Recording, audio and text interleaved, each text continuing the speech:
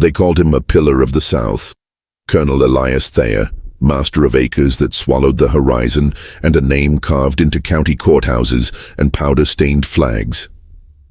When he rode out at dawn, the town lowered their eyes and straightened their collars as if some invisible current of authority had passed. He moved like a man who belonged to the land, broad-shouldered, silver at the temple, jaw hard as the iron gates that guarded his estate. Portraits of him hung in the great hall, oil and gilt, a stern face captured in varnish, a hand resting casually on a book heavy with ledgers. His silhouette was the reason other men learned to whisper. This was an empire stitched from cotton and credit, a dynasty that kept accounts with one hand and the county's gossip with the other. The house smelled of polished mahogany and citrus oil. The parlor hummed with low conversation, piano keys, the rustle of silk.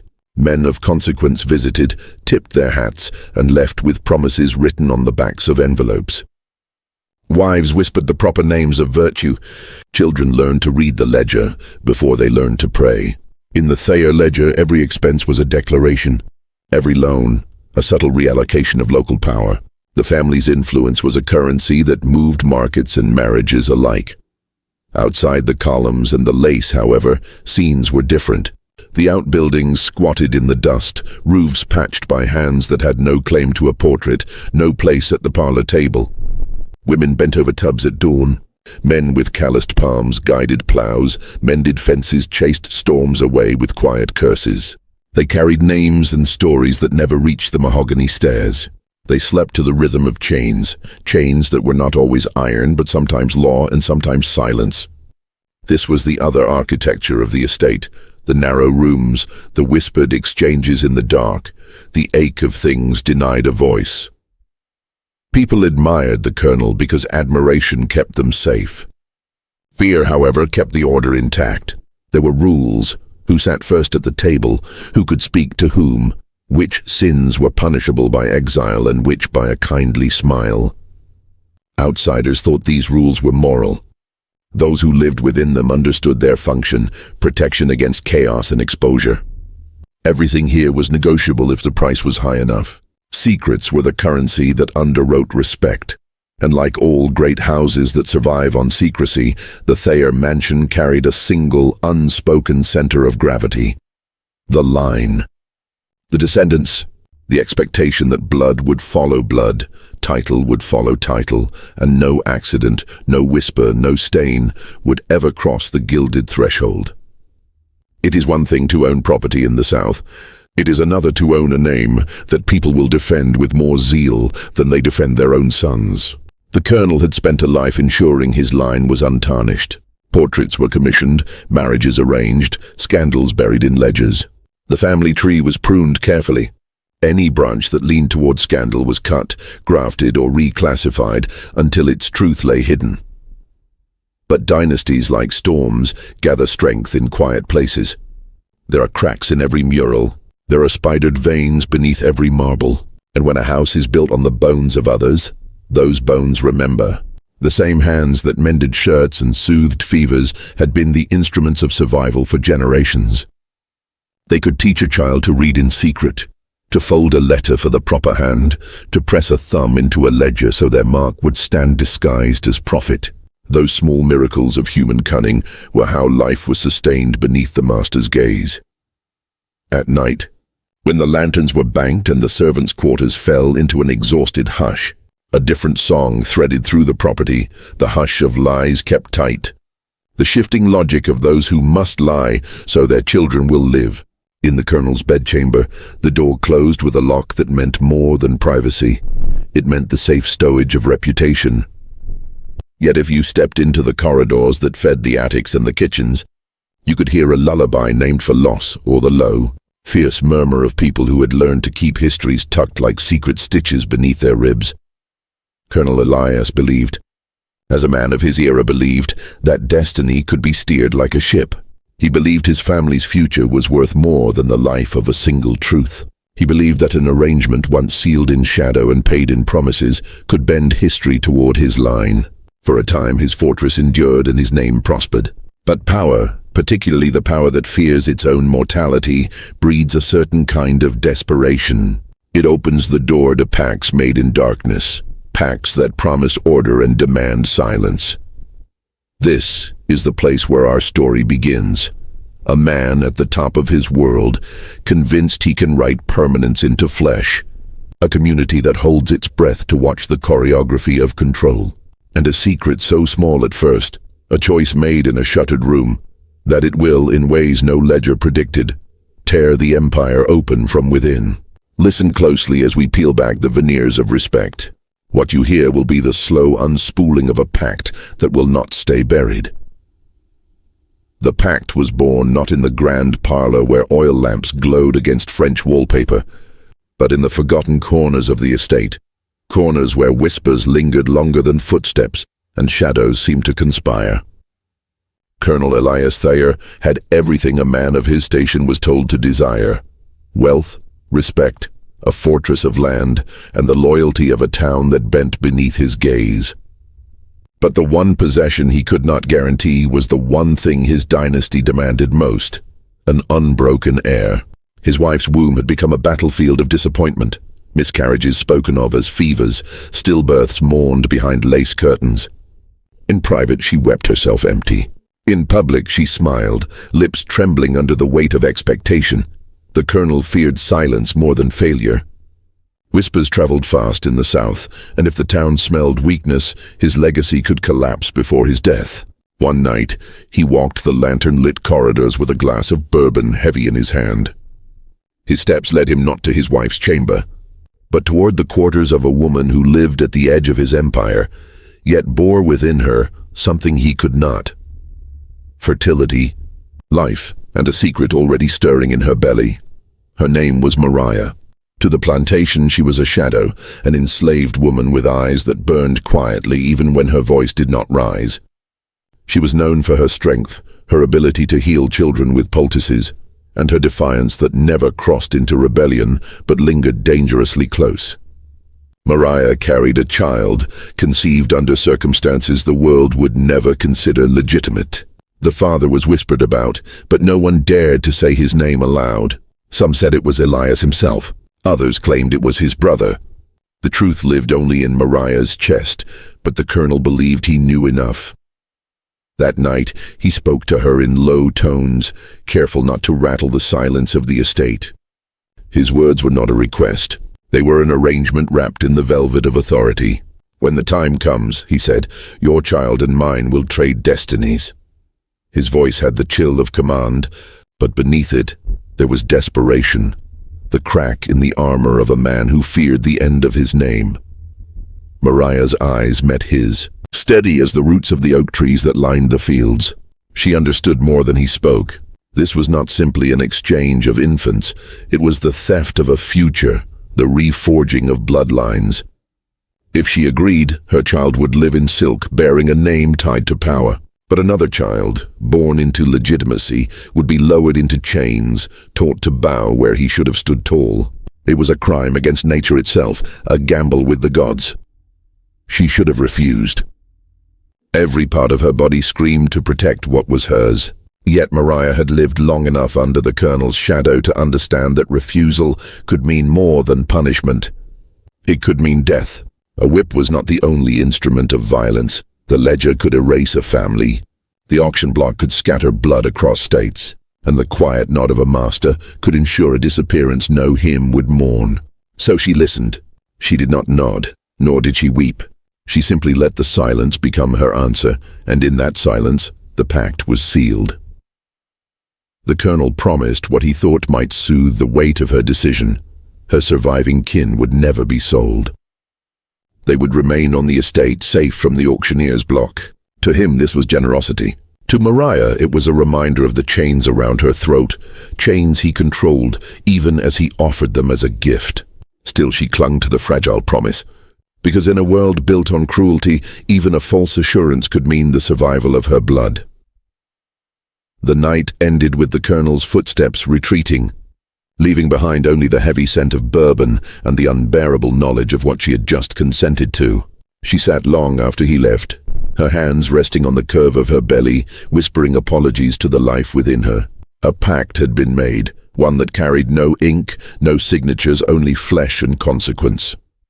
Weeks later, as the colonel's wife swelled with child again, the mansion bustled with anticipation. The servants prepared rooms, the town gossiped, and Elias walked with renewed vigor, as though destiny itself had bowed to his will. No one outside the shadows knew of the deal struck in the stillness of night. No one saw Mariah's haunted eyes as she worked, carrying her own secret closer to term. 2 births approached like storms destined to collide. Neither the colonel's wife nor Mariah could halt what was coming. Their bodies had become the vessels of a dark bargain, their children pawns in a game neither woman had chosen. The colonel believed he had bent fate to his will, but in truth, he had only set into motion a curse that would follow his bloodline like a hound hungry for ruin. It is here, in this unholy covenant between power and silence, that the Empire's doom was born.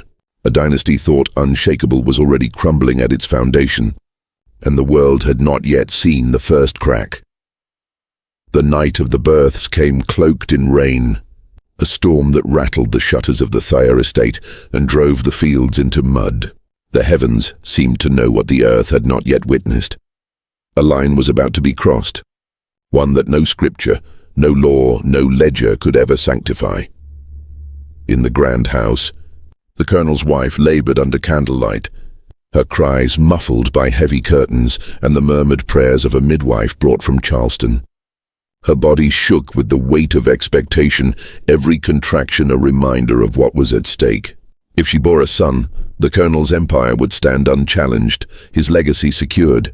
If not, if she failed again, his name would echo with pity in every drawing room and courthouse. Elias paced the corridor outside, glass in hand, jaw locked, listening for the cry that would announce his dynasty's salvation. Across the property, in the low-ceilinged quarters where the storm pressed against thin walls, Mariah too was fighting for breath. No doctors came for her. No silk sheets lined her bed. She labored on a rough pallet, aided only by women who had seen too many births, too many deaths. The smell of rain mixed with sweat and iron. Each scream felt like it might tear her body apart. Yet she clung to the life within her, desperate to protect it even as the weight of the pact bore down on her spirit. Hours passed. Lightning split the sky. Then, almost in unison, 2 children entered the world. One cried in the great house, his voice sharp and shrill, the wail of a child destined to inherit lands he could not yet see. The other cried in the quarters, softer but no less fierce, a life already marked for chains he could not yet feel. 2 sons, born into different worlds, yet bound by a single lie. It was past midnight when the colonel moved through the rain-slick corridors, cloak clinging to his shoulders. He slipped into the servant quarters with the precision of a thief. His face was pale, his eyes wild with the kind of determination that made men cross lines they once swore were sacred. Mariah, exhausted and trembling, cradled her child against her chest, whispering lullabies that sounded like apologies. She looked up as Elias entered, her gaze a mixture of fury and resignation. The exchange itself was almost silent. A midwife loyal to Elias carried the colonel's son into the shadows, wrapped in fine linen embroidered with the family crest. Mariah's child was lifted from her arms, his small fingers curling in protest, his cries cutting through the storm. She tried to hold on, but Elias's hand, firm and commanding, pressed against hers until her grip broke. He whispered words meant to soothe. He will live like a prince. He will never know hunger.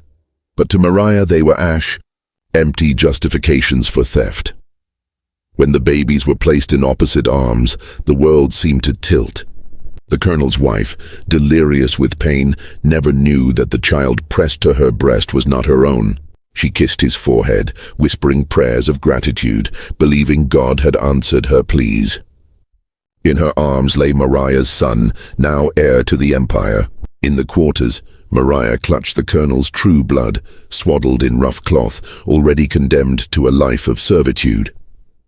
Tears streamed down her face, not from weakness, but from the unbearable knowledge that she had witnessed history fracture in her hands. The pact was sealed, not with ink, but with breath and blood. 2 lives inverted, 2 fates stolen. Elias believed he had cheated destiny. He thought himself clever, a master not only of land and people but of time itself. He could not see that what he had created was no legacy, but a curse. An empire built on a lie so profound it would rot his family from within. The storm broke near dawn. The fields, flooded and silent, bore witness to the secret. The house celebrated the birth of an heir with toasts and hymns, the colonel standing tall as if the night had never carried shadows. In the quarters no songs were sung. Mariah rocked the wrong child in her arms, whispering promises she could never keep. She vowed that one day the truth would rise. One day the world would know whose blood ran where. The switch was flawless. No one in the town suspected. No servant dared to speak, for now the secret was safe, tucked behind smiles and ceremony. But secrets do not die, they wait. And this one would wait with teeth, ready to devour the empire that believed it could tame destiny. Whispers always travel faster than truth. On the Heir estate, gossip moved like smoke through cracks, carried in kitchens, stables, and the narrow halls where servants brushed past one another with eyes lowered but ears wide open. The colonel thought his secret secure, sealed by power and fear, but the soil itself seemed to hum with knowledge. Those who lived closest to the land, who saw everything in silence, began to notice. It started with small things. A nursemaid, tending to the infant in the grand house, swore she saw in him not the pale complexion of the colonel's line, but the deep shadows of another heritage. She whispered this to the cook, who muttered that babies often changed as they grew, but her words lingered, folded into the air like hidden scripture. In the quarters, Mariah's child, now stripped of his birthright, cried with a voice too strong, too proud for one meant to live in bondage. An elder shook her head and said softly, "Blood remembers." Mariah herself moved like a woman bound by chains heavier than iron. She obeyed. She worked.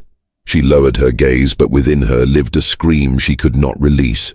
When she held the wrong child, her flesh in chains, she hummed lullabies sharp with grief, each note a prayer for the day the lie would unravel.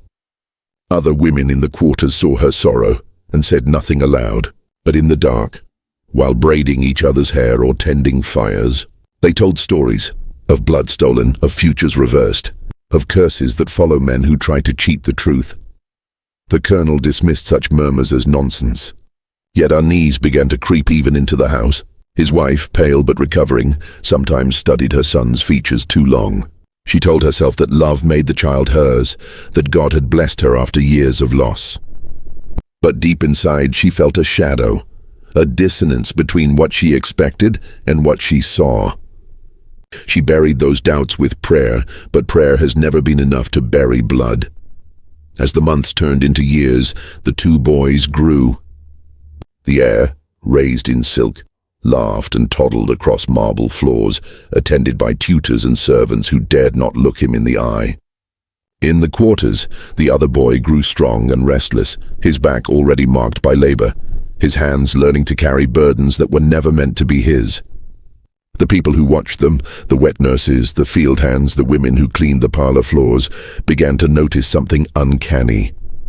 Their gestures, their postures, even their voices carried echoes of the wrong bloodlines. One bowed too low, his shoulders too broad, his eyes burning with defiance that should not have been there. The other held his chin too high, his laughter edged with arrogance that seemed borrowed from another man's pride. The whispers multiplied. Some said the colonel's heir looked nothing like him. Others whispered that Mariah's boy bore the colonel's jawline and his storm-gray eyes.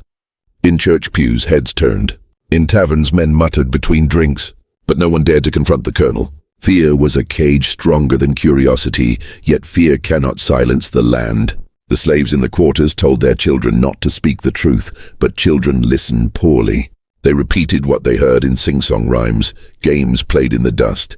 "The master's son is not his own," they chanted, until the words floated across the fields like seeds on the wind. Overseers overheard. Some laughed, dismissing it as foolishness. Others frowned, unsettled by the conviction in the voices of children too young to understand deceit.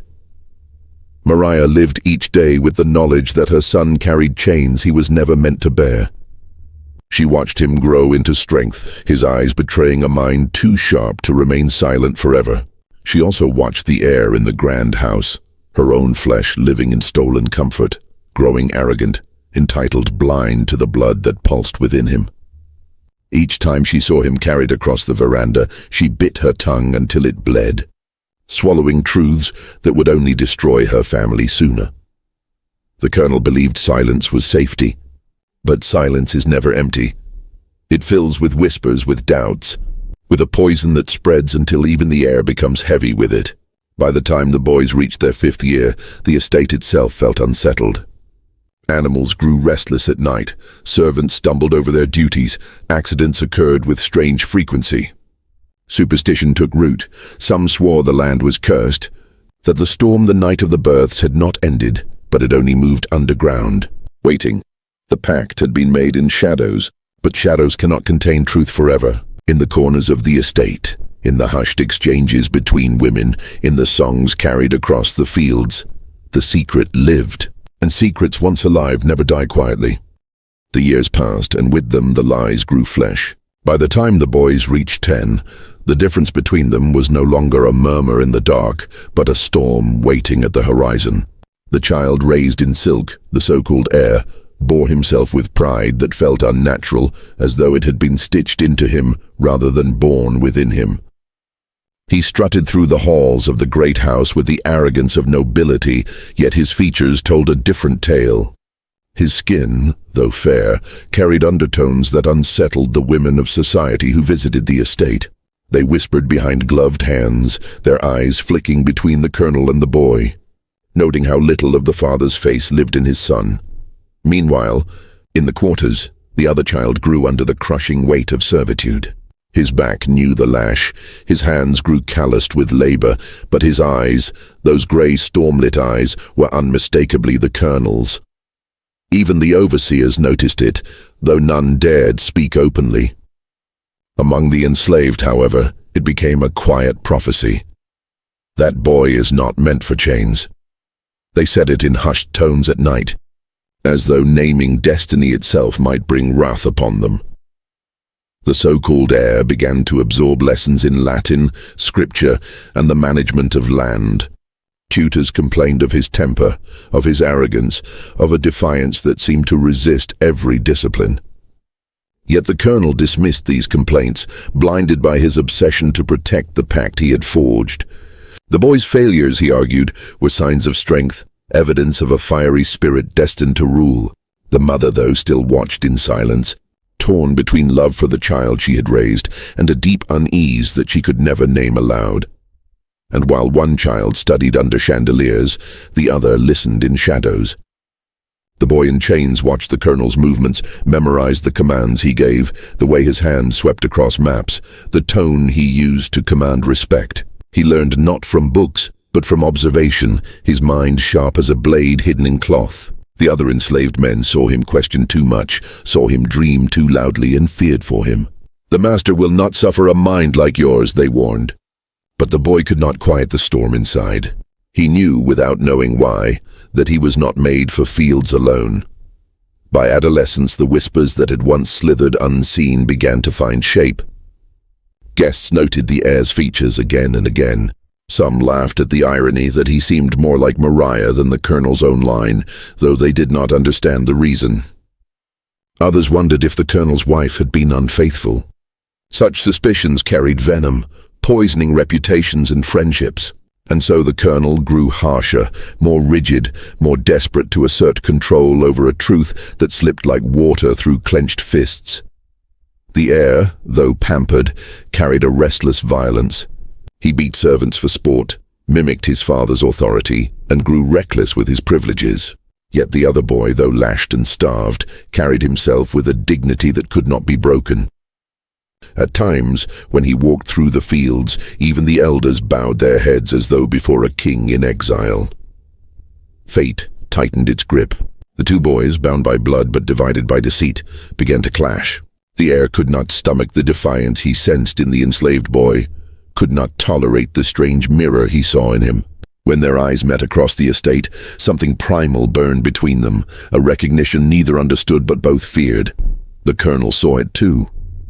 And for the first time, fear crept into his chest. He realized that secrets do not remain buried when they take the shape of men. The exchange of 1831 had created not peace but a reckoning. Two destinies reversed by greed and fear now pulled toward collision. The rising heir stood on a foundation of lies, yet carried the weight of a dynasty. The true heir bent under chains, yet carried the fire of rebellion. Both paths promised destruction, and though the world had not yet seen it, the soil beneath the Heir estate trembled with the certainty that blood always returns to claim its name. The colonel's household, once a fortress of order, began to fray like an old tapestry. Every thread of the family's fabric carried the stain of the Pact, though none dared to name it outright. The boy raised as heir strode about with the arrogance of inheritance, but behind closed doors his mother wept in silence. She had borne no children of her own, yet the child she called son did not resemble her husband in the slightest. The whispers of society became daggers, and though the colonel barked commands and threats to silence them, the truth gnawed at the walls of his empire. The so-called heir, now nearly a man, had inherited all the trappings of privilege but none of the restraint that power demands. He gambled with friends in town, picked fights with those beneath him, and squandered wealth on meaningless indulgence. What should have been pride became shame, yet the colonel refused to admit his mistake. He clung to the illusion that blood did not matter, that power itself could be molded by will. But the land seemed to revolt. Crops faltered, storms ravaged fields, and debts crept in like wolves at night. Meanwhile, the boy born into chains carried himself with a growing gravity that unsettled even the overseers. His resemblance to the colonel had sharpened with age, undeniable now. The broad shoulders, the steel in his eyes, even the tilt of his jaw. He was the man's reflection cast into the lowly quarters. And though the lash fell hard upon his back, it could not bow him. Among the enslaved, he became a symbol. They began to call him the rightful one in hushed tones, believing that fate itself had marked him for something greater than bondage. The colonel sensed it. Every time he crossed paths with the boy, it was as if a ghost followed him. A reminder of the night of the Pact, of the bloodlines he had twisted for his own gain. His wife too grew distant, her glances colder, her silences heavier. She knew something was wrong, though her husband never confessed. The fracture in their marriage mirrored the fracture in the family line, a division that no wealth or power could mend. Then came the first betrayal. One of the colonel's distant relatives, visiting from another county, made a careless remark at supper, noting the uncanny resemblance between the enslaved boy and the colonel himself. The room froze. The heir's hand trembled on his wineglass. The mother turned pale. The colonel, with a voice like thunder, demanded silence and dismissed the guest, but the damage was done.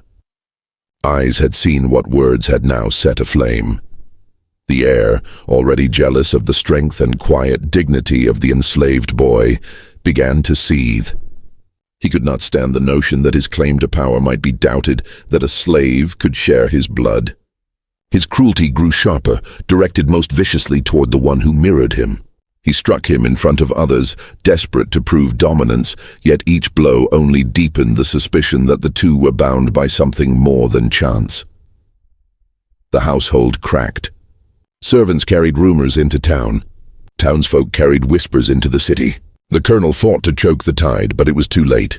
Reputation, once his greatest shield, now turned into his greatest enemy. The fractured bloodline, once hidden in shadows, had begun to shine in the open daylight, and its light was blinding. By 1830, the colonel's empire no longer felt invincible. His wealth faltered under debts. His allies began to distance themselves. His wife moved like a ghost in her own home, and his so-called heir, spoiled, reckless, and increasingly unstable, became a liability rather than a legacy. It was in this unraveling silence that Maria, the enslaved mother who had sealed the pact with him long ago, began to speak in fragments. At night, among trusted ears, she whispered what she had carried for decades. "The colonel's blood runs in chains," she murmured. Her words passed from lip to lip, from ear to ear, until even the fields buzzed with the secret. The fracture was no longer a crack. It was a wound, bleeding openly, poisoning everything it touched. The colonel could feel it, his empire once towering, now tottering under the weight of his own deceit. The colonel had built his entire world upon silence. Walls of wealth, stone, and fear to bury a truth too dangerous to be spoken aloud. But silence has a way of breaking, and when it does not shatter quietly. It explodes. The whispers of Mariah's truth reached the wrong ears. What began as murmurs among the enslaved spread into the kitchens, then to the stables, and finally into the parlor of the colonel's own household. A housemaid, trembling with fear, revealed to the mistress what she had overheard. That the young man in chains was not simply an ordinary slave, but of the colonel's very blood. That his rightful place was not beneath the lash, but at the head of the table. The mistress froze, her heart pounding with an ache she had long suppressed. She had always known something was wrong, had seen the way her husband avoided the boy's gaze, had noticed the uncanny resemblance. Now her suspicions found a voice. She cornered her husband that evening in the study, demanding the truth. He denied her at first, roaring like a lion trapped in its own cage. But the fire in her eyes, the evidence on her lips, and the years of suspicion that weighed upon her broke him. In a rare moment of weakness, he confessed, but not with humility. He spoke of the Pact as though it had been a noble decision, one necessary to preserve the dynasty. He framed it as sacrifice, not sin, but to her ears it was betrayal. Betrayal of her, of the family's name, of the very foundation of their legacy. She recoiled from him, her face pale as death. The marriage, already fragile, fractured beyond repair. From that night forward, she ceased to call him husband. Word of her discovery did not remain confined. Anger has a way of seeping through the cracks of a household. Servants sensed the shift, whispered of her tears and his silence. The heir, spoiled and insecure, learned fragments of the truth, and it consumed him like fire on dry grass. To be told that his claim to power might be false, that a slave carried the colonel's true blood, was more than he could bear. His arrogance curdled into hatred.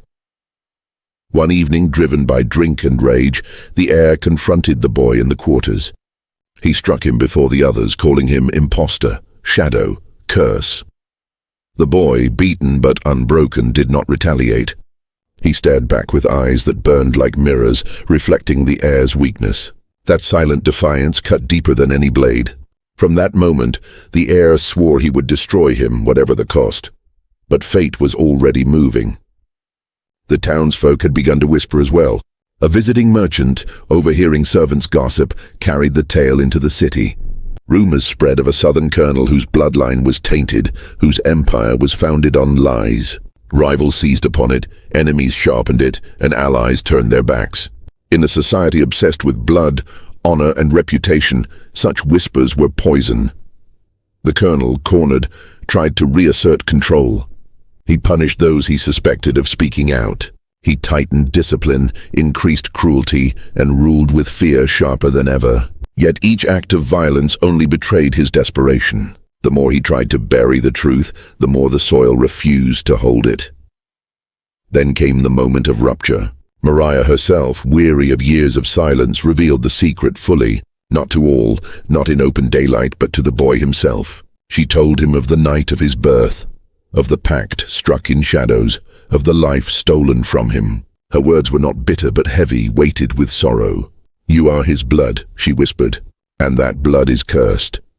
The boy, no longer merely a slave in spirit, rose from that moment transformed. He bore the scars of chains, but inside him something shifted. He carried truth like a weapon. He looked upon the colonel not as master, but as thief. And though he did not yet act, his silence grew sharper than the heir's cruelty, sharper even than the lash. The household was a battlefield now. The mistress refused to share the colonel's table. The heir boiled with jealousy and fear. The enslaved moved in subtle defiance, emboldened by the knowledge that one of their own carried the master's blood.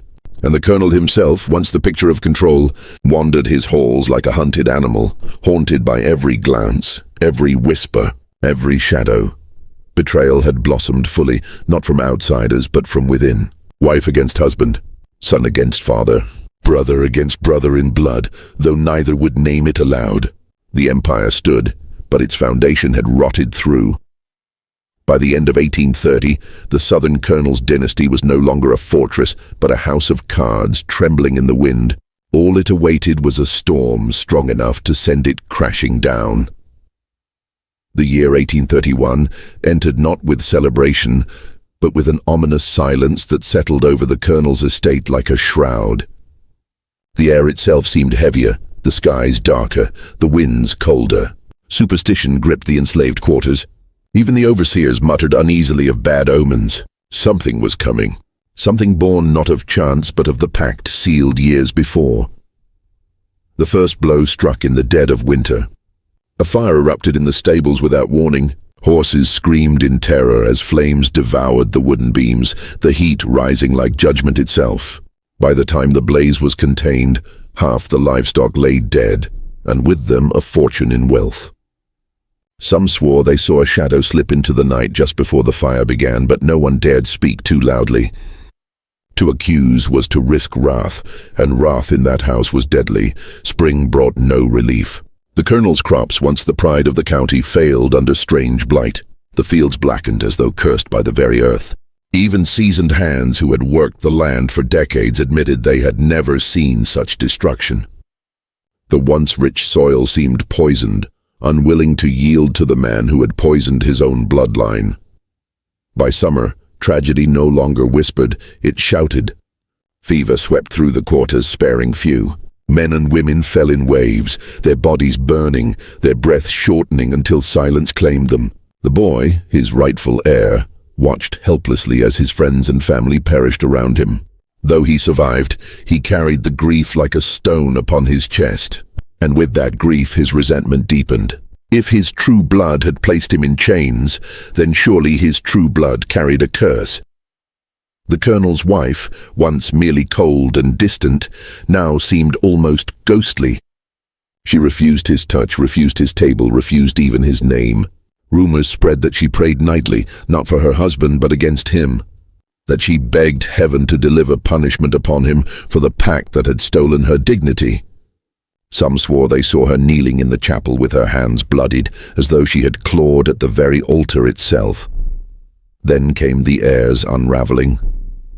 He had always been reckless, but now he spiraled into madness. Driven by jealousy and fear, he drank himself into stupors, raged at servants, and once even pulled a pistol on his own father during a drunken argument. He shouted of impostors and shadows, of blood that did not belong to him, of curses that followed his every step. His madness was the family's shame, but the more they tried to silence him, the louder he grew. And those who listened began to suspect that madness was not his only affliction, that perhaps his words carried a seed of truth. It was in autumn that the final blow came. A storm of unnatural violence struck the estate. Winds howled through the trees, tearing roofs from cabins, toppling chimneys and flooding the fields. Lightning struck the main house itself, shattering windows, burning portraits, and filling the grand halls with smoke. When the storm passed, the estate stood wounded, its grandeur scarred forever. The locals began to speak openly of the curse of 1831. They whispered that the Colonel's fortune had been tainted by his own sin, that God himself had marked the family for ruin. Ministers preached in hushed tones that no man could defy divine order and prosper. Even his allies in politics began to step back, fearful of being associated with a man whispered to be cursed. The Colonel raged against the idea of curses. He doubled his punishments, tightened his rule, and clung to what scraps of authority remained. But at night, when he walked his ruined halls, he could feel the weight pressing upon him. Every portrait on the wall seemed to stare with accusing eyes. Every gust of wind through broken shutters sounded like whispers of betrayal. Every step echoed with the sins he had buried. But the most damning sign of all was not fire, or storm, or plague. It was the silence of his people. The enslaved no longer trembled as they once did. They no longer cowered at his barked commands. They looked at him with quiet defiance, as though the curse had shifted power in ways unseen. In their eyes, the colonel was no longer a master to be feared, but a man already judged. By the close of that year, his dynasty, though still standing in name, was hollow. His wife despised him. His heir was collapsing into ruin. His wealth was crumbling, and the boy, the true heir, carried himself with the kind of unyielding strength that destiny reserves for those long denied. The curse was not merely superstition. It was truth made manifest, and though the colonel fought it, clawed against it, denied it with every breath, deep down he knew the Pact had finally come to collect its price. The boy who had been born to chains but carried the colonel's blood had endured enough. Years of lash and hunger, years of watching others suffer, years of silence, all had hardened him into something the colonel never anticipated. He was no longer simply a boy of the quarters. He was a man forged by cruelty, sharpened by injustice, and emboldened by the knowledge of who he truly was. Mariah's whispered confession still rang in his mind. You are his blood. And that blood is cursed. At first, the words had felt like chains heavier than any iron. But as the curse of 1831 tore through the estate, fires, storms, plagues, and madness, he began to see them differently. If the colonel's empire was cursed, perhaps he himself was not its victim, but its reckoning. His anger simmered into a cold resolve. He no longer lashed out when provoked by the heir's cruelty. He no longer begged for mercy when overseers struck him. Instead, he watched. He listened. He studied every weakness in the colonel's house. The cracks in the walls, the frayed tempers of servants, the paranoia of the mistress, the instability of the heir. He began to gather quiet allies among the enslaved, men and women who believed the time had come for justice. They whispered his name in reverence, calling him not by his given name but as something more, the rightful one. The heir's spiraling madness only fueled the fire. On more than one occasion, drunk and raving, he had shouted that the impostor would take everything from him. In his fury, he revealed more than he realized. Servants carried those words to others, and soon the quarters buzzed with a dangerous clarity. The master's blood ran in bondage, and that blood was preparing to rise. One night, under the pale glow of a harvest moon, the forgotten son gathered a small circle in the shadows of the fields. His voice was low, steady, commanding. "The colonel's house is rotting," he told them. "His name is poison. His heir is weak. His curse is ours to wield." He did not speak of rebellion with the wild fury of desperation, but with the measured certainty of destiny. He promised not just freedom, but vengeance, for every lash, every chain, every life stolen by the Pact. The first act of defiance came swiftly. Tools were broken in secret, supplies stolen, overseers' orders ignored with quiet boldness. These were not accidents. They were warnings. Each small fire, each failed task, each vanished item was a message. The forgotten son was no longer content to suffer in silence. When word of these acts reached the colonel, his rage was boundless. He stormed into the quarters himself, demanding answers, his voice thundering like a man possessed.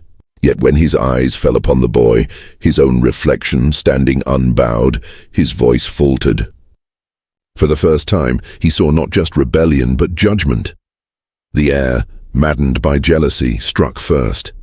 He confronted the boy in the fields with a pistol, declaring that he would end the impostor once and for all. But fate had grown weary of protecting him. The pistol misfired in his shaking hands. Before he could reload, the boy's allies closed in. The heir fled, humiliated, screaming curses into the night. His authority, already fragile, crumbled to ash. The colonel's wife, silent for so long, began to act in her own way. She turned her back on her husband entirely, whispering prayers for the boy instead of for her son. To her, the heir was a disgrace, a broken vessel. The forgotten son, though born of betrayal, carried a strength she could not deny. Her loyalties shifted quietly, like a candle flame changing with the draft. The forgotten son's vengeance was not immediate. It was patient, precise. He struck at the colonel not with open rebellion, but with the slow poison of inevitability. Work ceased, debts mounted, crops withered, allies abandoned. Every piece of the empire the colonel had built began to collapse, and he could do nothing to stop it. Finally, the boy made his move. With fire in his hands and fury in his heart, he led his allies into the night. Torches rose against the sky, casting flames upon the barns, the stables, the very fields that had been soaked with sweat and blood. The estate that had stood for generations burned in a single night of reckoning. The colonel, watching from the veranda, saw not just rebellion, but his own past choices made manifest.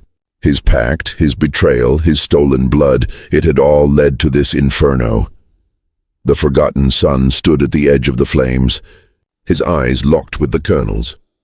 No words passed between them, but none were needed. In that silent exchange, one truth blazed brighter than the fire. Blood cannot be hidden, and debts cannot be buried. By dawn, the southern colonel's empire lay in ruin. The forgotten son had not only avenged his stolen birthright, he had carved his name into the ashes of a dynasty that would never rise again. The colonel's estate, once a proud monument to southern wealth and power, now stood as a blackened carcass. Charred beams clawed at the sky like broken bones, smoke curled into the heavens, and the air reeked of ash and ruin. The fire that had consumed his empire was more than flames. It was judgment made visible. The forgotten son had set the match, but the true fuel had been years of lies, betrayal, and blood exchanged in shadows. The colonel staggered through the wreckage, his clothes singed, his eyes hollow. For the first time in his life, there was no command in his voice, no authority in his stance. He was a man undone, stripped of the armor of wealth and the illusion of control. His neighbors, once deferential, gathered at a distance, whispering.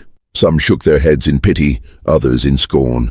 The great southern colonel, who had ruled over land and men with an iron hand, now looked like a beggar wandering through his own ruins. His wife did not stand at his side. She had abandoned him long before the flames, retreating into silence and prayer, her heart bound no longer to her husband, but to the truth that had destroyed him. In private, she confessed to a confidant that she believed the fire had been divine punishment. "A house built on deceit," she murmured. "Cannot stand." Her words carried beyond the walls, feeding the legend that the colonel's line had been cursed. The heir, spoiled, arrogant and spiraling into madness, fared no better. Humiliated after his failed confrontation with the forgotten son, he drowned himself in liquor and rage. When the estate burned, he fled into the night, raving about demons, impostors, and curses that followed him. Weeks later, his body was found miles away, collapsed in a ditch, pistol in hand, a single shot through his temple. Some whispered it was suicide. Others swore they had seen him chased by shadows. Whatever the truth, his death sealed the doom of the colonel's bloodline. The enslaved, who had once bent under the lash, now walked with heads high. The forgotten son had given them more than vengeance. He had given them a vision of justice. Some fled into the wilderness, seeking freedom beyond the reach of the colonel's name. Others stayed, not in servitude but in defiance, claiming the land that had claimed their lives for so long. For them, the fall of the dynasty was not tragedy. It was deliverance. Rumors spread quickly beyond the county. Newspapers carried fragmented tales of rebellion, scandal, and ruin. The colonel's name, once spoken with respect and fear, became a cautionary tale. Politicians who had once courted his influence now recoiled. Merchants who had once extended him credit now laughed at his misfortune. The empire that had taken decades to build was undone in a single year. But the cruelest blow came not from outsiders, nor from fire, nor from curses. It came from within. The colonel, wandering through the ashes, came face to face with the forgotten son. The two stood silently amid the ruins, the glow of dying embers between them. The colonel's lips trembled as if to speak, but no words came. What could he say? That he regretted the pact, that he wished to undo it, that he saw in this man not a slave, but his own flesh and blood? The forgotten son said nothing. He simply held his gaze with the quiet power of truth. In that silence, the colonel saw his judgment. He saw the price of his betrayal, the curse of his choices, the destruction of everything he had clung to. His legacy had not been stolen by outsiders. It had been devoured by the very blood he had sought to bury. Days turned into weeks, and the colonel's ruin deepened. Debts consumed what little remained of his wealth. His lands, once vast, were seized or abandoned. His allies had deserted him, his wife no longer spoke his name, and his heir lay in the ground. Alone, broken and despised, the Southern colonel became a ghost wandering through a world he no longer controlled. By the end of 1831, the dynasty was finished. The colonel's name had turned to ash, his empire to dust, his bloodline to ruin. What had once been a story of triumph and dominion now lived only as a warning whispered in hushed voices. Beware the man who believes he can outwit blood, for blood always remembers. The ashes of the dynasty lingered long after the flames died. Broken stones, blackened timber, and the silence of an abandoned estate were all that remained of the colonel's once proud world. Yet the ruins told more than the story of one man's downfall. They whispered a lesson that stretched across generations, a warning etched into history with blood and betrayal. Neighbors who passed the scorched land spoke of curses, of divine punishment, of justice finally delivered. Mothers told their children that greed and cruelty bring destruction, no matter how strong the walls of power may seem. Preachers in small country churches pointed to the colonel's fate as proof that sin will not stay buried, no matter how carefully concealed. The lesson grew into legend, retold in whispers and sermons, until it was woven into the fabric of Southern folklore. But the story was not just about a fallen dynasty. At its heart, it was about the choices made in shadows. A pact sealed in secrecy, a stolen identity, a child betrayed. These were not only the sins of one family, but symbols of a larger truth. Power built on lies is fragile. Blood denied will one day rise, and no man, no matter how wealthy or feared, can escape the reckoning of justice. The forgotten son, though victorious in his revenge, carried scars of his own. He had destroyed the empire that had stolen his birthright, but in its ruin he found no peace. At night he walked the charred grounds, listening to the silence left behind. Freedom had been claimed, justice had been served, but the weight of centuries of chains could not be burned away in a single fire. His life became a quiet one, shaped not by conquest, but by survival. And yet his presence alone was the final rebuke to the colonel's pride. Proof that the truth cannot be erased. Generations later, descendants of the enslaved told of the forgotten son as both hero and cautionary figure. Some saw him as a symbol of resistance, a man who forced justice upon the world that had denied him. Others saw in him the reminder that vengeance, while righteous, carries its own burden. His story became not just history, but a mirror held up to each new age, a reminder that the fight against injustice is never finished, and that even the oppressed can become oppressors if they let rage consume them. The colonel's line, by contrast, disappeared. With his heir gone and his name tainted, the family vanished from the roles of influence. No monuments were raised, no stories of triumph survived. All that remained of his legacy was a warning. The dynasties built on cruelty cannot endure. His downfall became a shadow that haunted the South, a whispered tale of how the mighty can fall in a single generation. And yet, the lesson was not confined to that time or that land. The eternal truth of the story echoed across borders and centuries. In every society there are those who believe their wealth, power, or secrecy will shield them from consequence. But history proves otherwise. Whether in castles or plantations, boardrooms or battlefields, deception and arrogance always carry a price. The colonel's ruin was simply one chapter in a book that continues to be written. In this way, the Pact of 1831 was never truly finished. Its legacy lived on, not in bloodlines or estates, but in the moral weight it carried. It became a parable whispered in secret, a dark story used to remind the proud that their towers may crumble, their riches may vanish, and their names may rot in disgrace if they forget the simple truth that no pact made in darkness can survive the light. Even today, historians debate the details. Some dismiss it as myth, a southern ghost story invented to frighten children or to explain a family's sudden ruin. Others believe fragments of the tale are rooted in fact, hidden in legal records and family letters long since lost. But whether myth or history, the power of the story remains the same. It endures because it carries within it a lesson too dangerous to forget. And so the eternal lesson stands. Power built on lies will collapse. Blood denied will return. Secrets sealed in shadows will one day surface. This was the curse of the Colonel, the truth of the forgotten son, and the warning left for all who come after. For in the end, it was not fire, not rebellion, not even vengeance that destroyed the dynasty. It was the truth, ancient, patient, and unstoppable. And truth, once unleashed, does not die. It waits, it spreads, and it teaches forever.